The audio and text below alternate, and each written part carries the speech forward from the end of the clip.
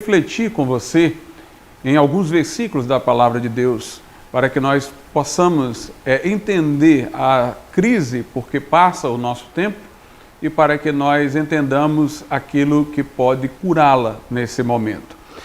Vamos então ler um texto que se encontra em Romanos, na carta de Paulo aos Romanos, no capítulo de número 2, nos versículos 14 e 15, diz assim: porque quando os gentios eram os povos não judeus, os povos pagãos, os povos que ignoravam a revelação de Deus ao povo de Israel contida no Velho Testamento.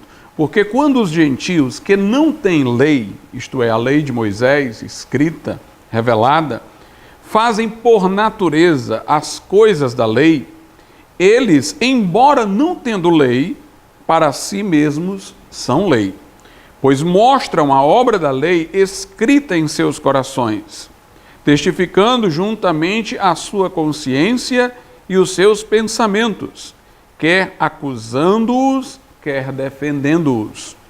Então esse texto aqui está dizendo que os gentios, os pagãos, os povos diferentes de Israel, que não tiveram no tempo do Velho Testamento conhecimento da revelação escrita do Velho Testamento, esses gentios de alguma maneira mostravam um conhecimento da lei moral de Deus.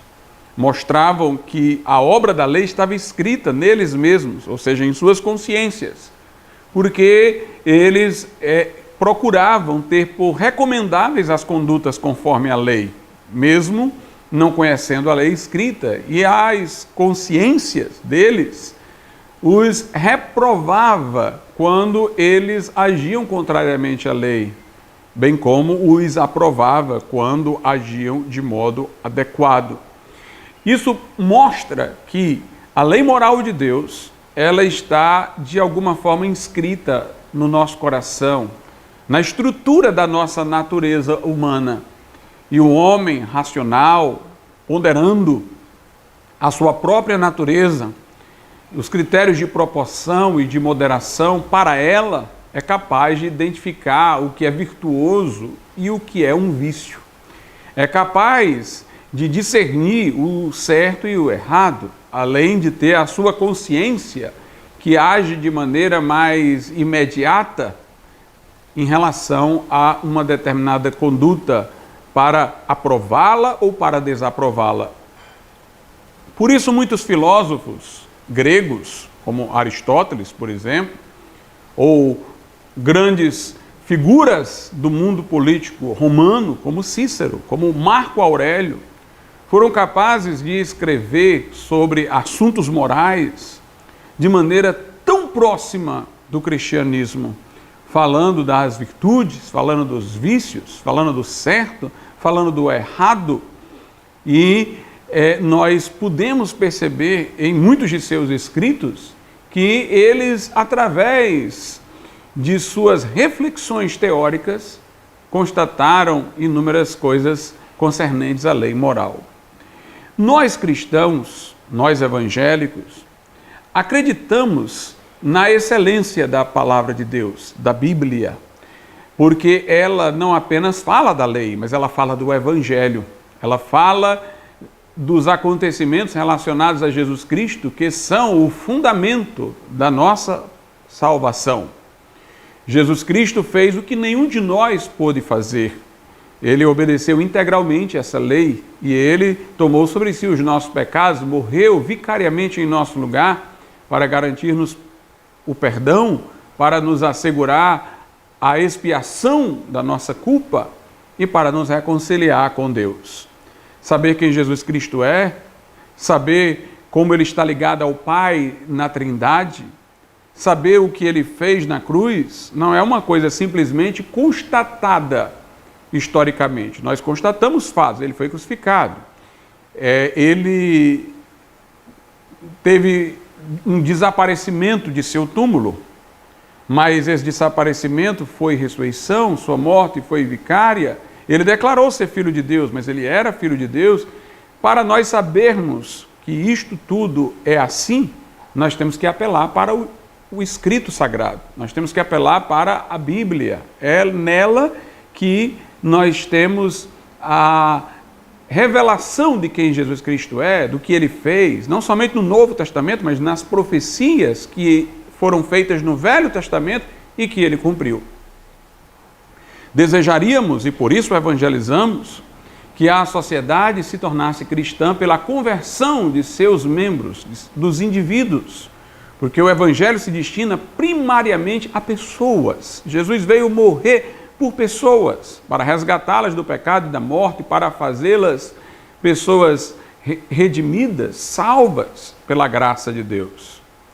No entanto, há coisas na Bíblia que são apenas convalidação daquilo que por outro caminho já se poderia conhecer. Nós temos na Bíblia coisas que nós não teríamos acesso a elas sem a revelação. A mensagem do Evangelho, a mensagem da cruz é uma. Paulo diz que o homem, pela sua sabedoria, não pôde conhecer este propósito de Deus, de enviar Jesus para morrer por nós.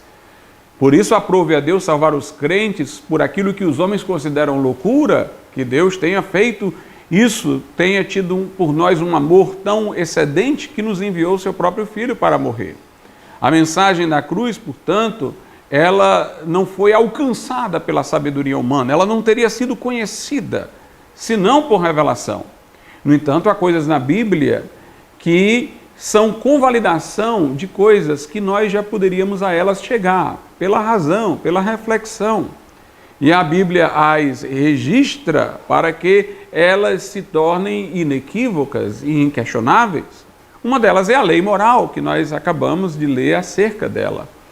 Então, essa lei moral que está escrita no coração do homem está também explicitada no texto sagrado, mas o homem já teria caminhos para conhecê-la através de uma reflexão honesta, como se pôde perceber nos filósofos gregos. Talvez o homem não tivesse tanta profundidade para saber que, além de se conformar exteriormente a essa conduta, era preciso que no coração, para que essa ação conforme a lei tivesse a plena aprovação da lei, que no coração o homem estivesse amando a Deus de todo o coração, alma, força e entendimento. Talvez algumas coisas da interioridade, devido aos efeitos do pecado na mente humana, o homem não pudesse perceber sem a Escritura explicitar. Mas a conduta externa, conforme a lei, conforme nós também lemos aqui na carta aos Romanos, os gentios puderam identificar e podem identificar.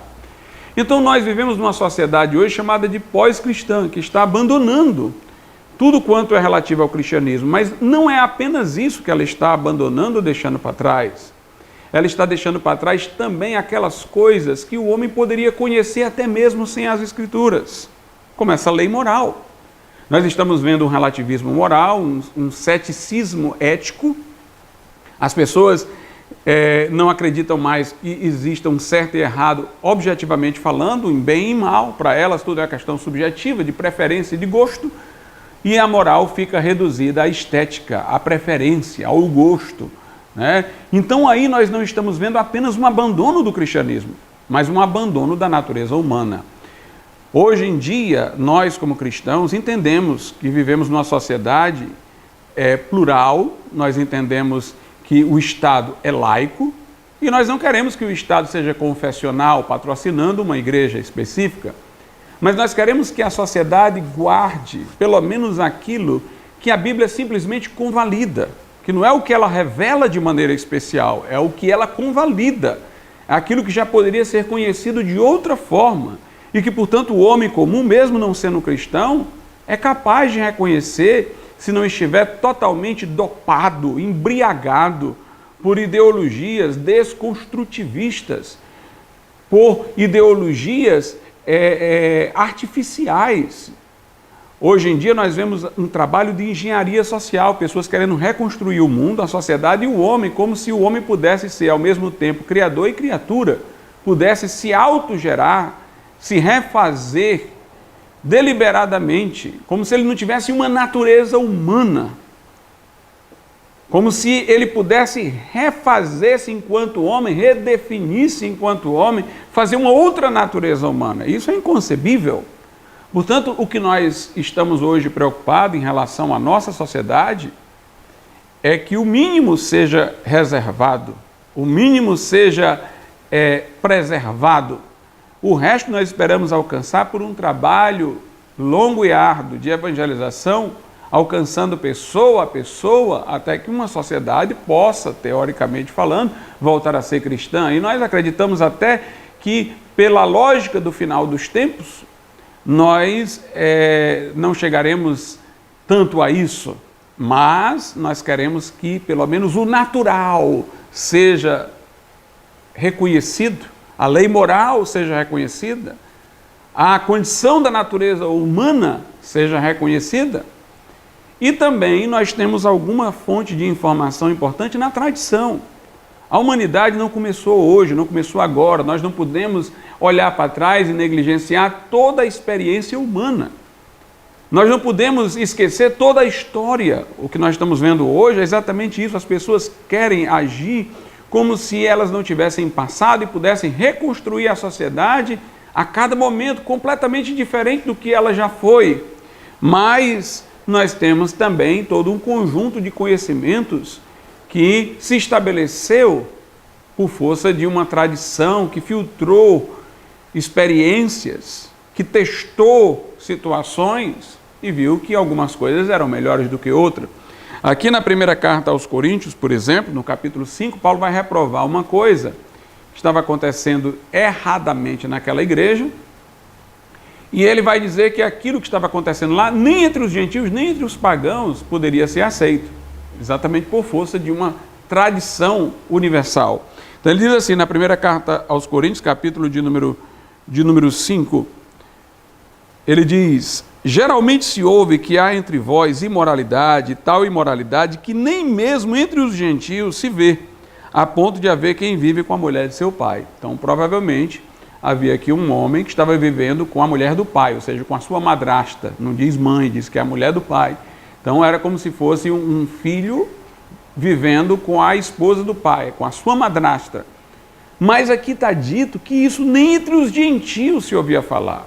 Ou seja, os judeus tinham, na revelação escrita, proibições explícitas para várias relações sexuais. Entre essas, a de uma pessoa com a mulher de seu pai. Mas o apóstolo Paulo está dizendo que não apenas pelo conhecimento da revelação, mas por outras formas de conhecimento, até os gentios, até os pagãos rejeitavam isso. E note que ele não fala os romanos, os gregos, ele fala os gentios, as gentes, os povos. Não um, mais de um. Porque havia exatamente toda uma experiência universal que fazia isso inconcebível. Então, nós temos, por exemplo, o casamento, uma união entre homem e mulher, né? Uma união que teoricamente é fecunda, que pode procriar, que pode dar continuidade à sociedade. Entender que o casamento é apenas entre homem e mulher não apenas tem uma base na lei natural, porque não se pode ter uma família, uma reprodução, uma formação de um aglomerado familiar por via natural, sem que seja pela união entre um homem e uma mulher. Mas também nós temos uma tradição universal, né? Nós tivemos, ao longo da história, poligamia, monogamia, todas as culturas foram lentamente passando da poligamia para a monogamia, viu-se que isso era melhor, as mulheres numa poligamia concorriam umas com as outras, disputavam por maior influência com o seu marido, havia intriga entre os filhos, havia possibilidade maior de relações incestuosas entre irmãos de mães diferentes, e todas as sociedades que eram poligâmicas foram lentamente caminhando para a monogamia. Havia maior igualdade na monogamia, assim como a mulher só poderia ter um homem só poderia ter uma mulher e tal, nós tivemos aí um progresso. Mas nunca se concebeu que a família pudesse ser constituída por uma união, por exemplo, de 2 homens ou 2 mulheres. Aliás, até na poligamia era como se existissem várias famílias. Cada mulher com quem o homem estava casado gerava uma prole e formava uma família. Era como se fossem várias famílias paralelas. Mas nunca poderia se conceber uma família de um homem com homem, de uma mulher com mulher. Isso não é reconhecido nem pela lei natural, nem é reconhecido pela tradição universal dos povos da antiguidade.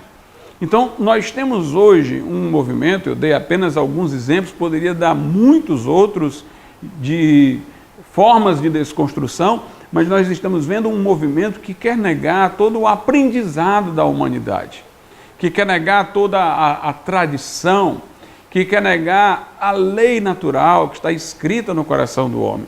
Então, quando nós defendemos o valor da vida desde a fecundação, quando nós nos opomos a novas definições esdrúxulas de casamento e de família, quando nós fazemos oposições à ideologia de gênero, quando alguém quer de repente transformar-se naquilo que não é biologicamente, só porque ele está dizendo como se ele fosse Deus e pela palavra pudesse se refazer, porque Deus foi que pela sua palavra do nada trouxe tudo à existência. Então, quando alguém acha que, por exemplo, sendo de um sexo e assumindo-se em palavras como do outro, ele tornou-se do outro sexo, é como se ele achasse que a sua palavra tivesse o poder criativo, que só pode ser atribuído a Deus.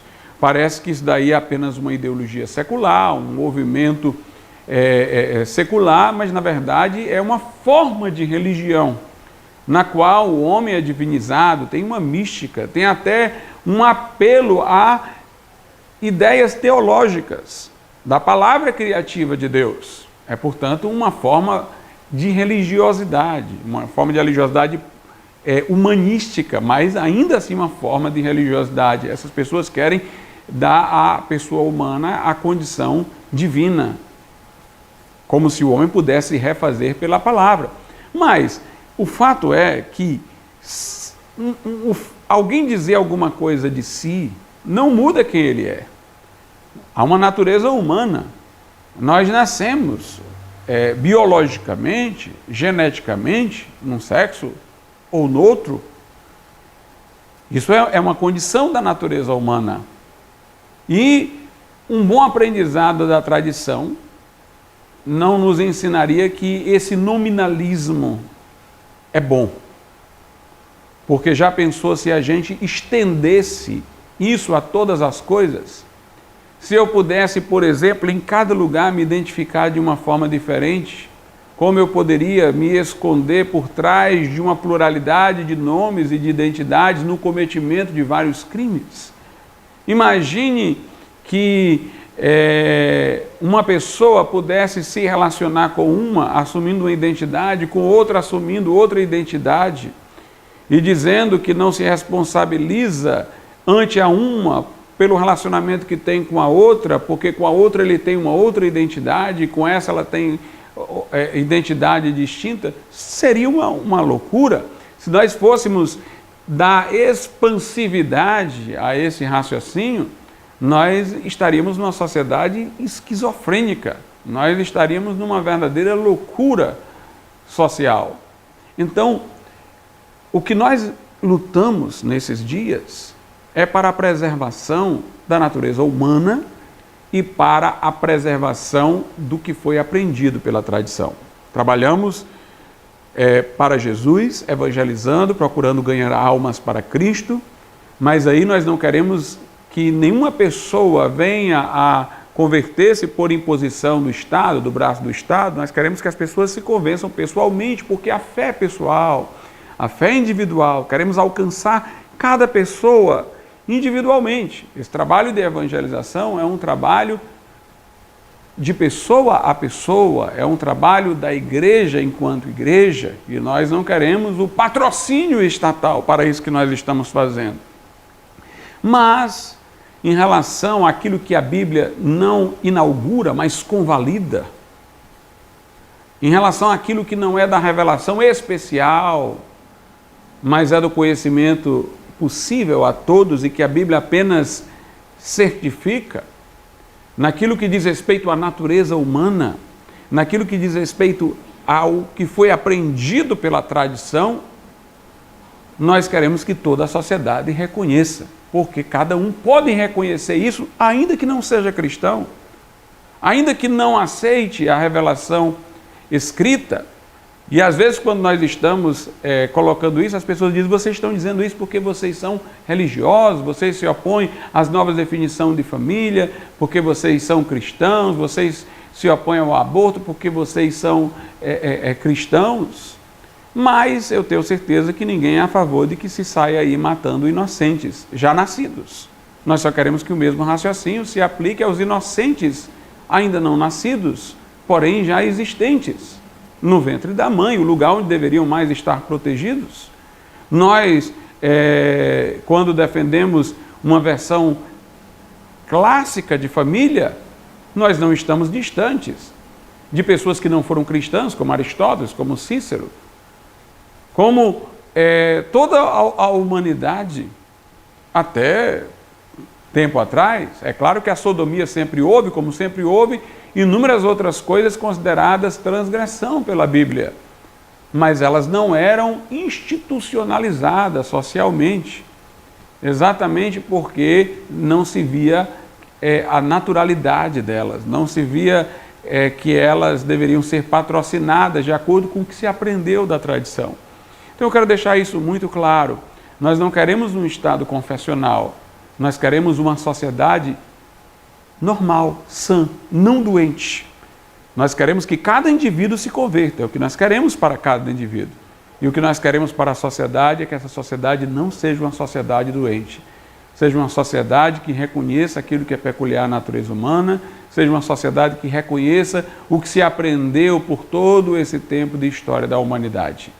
E então, com a aceitação disso, nós entendemos que a sociedade está devidamente organizada. E o único papel a se seguir é o papel de evangelizar, mas esse nós não queremos que seja uma coisa que seja patrocinada pelo Estado. Isso é uma coisa que nós queremos dizer para você, dizer quanto Jesus ama você, quer mudar a sua vida, transformar o seu coração e lhe dar salvação.